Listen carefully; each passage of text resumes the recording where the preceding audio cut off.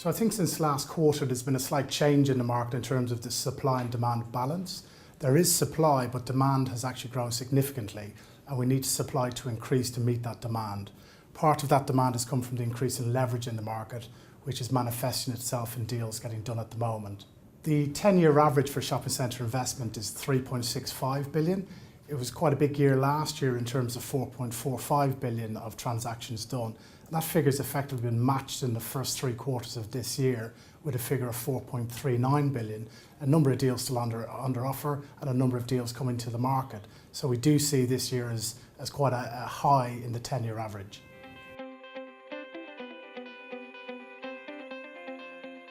We touched on some deals last year which were under offer but which hadn't happened, and all of those deals we mentioned then have actually now exchanged and completed.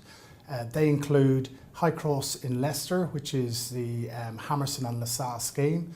That was bought by Hammerson in actually a preemption of the 40% stake they didn't own from LaSalle, and that was a price of 180 million, reflecting a yield of 5.5%. A second deal which demonstrates that is Cabot Circus.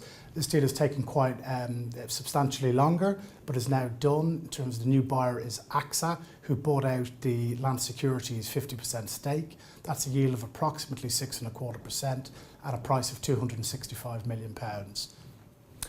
Third deal, which another large one which has happened, is the purchase by Orion Capital Managers of a scheme in East Kilbride in Scotland.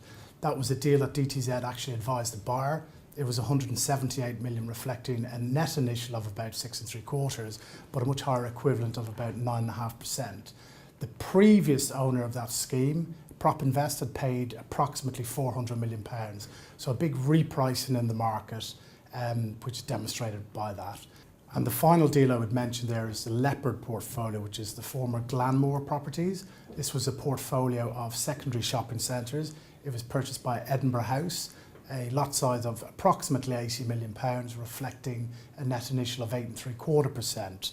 A lot of interested parties in that secondary portfolio with some reasonable debt getting offered, which I think demonstrates the return into the market of debt even on secondary assets.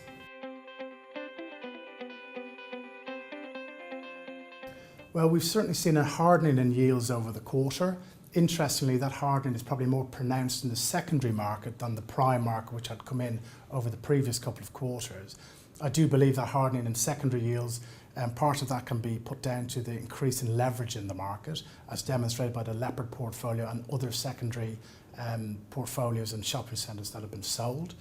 So it'll be interesting to see over the next quarter whether that improvement in pricing leads to banks and people who've bought NPL loan portfolios and the UK banks to bring more product to the market to meet the demand.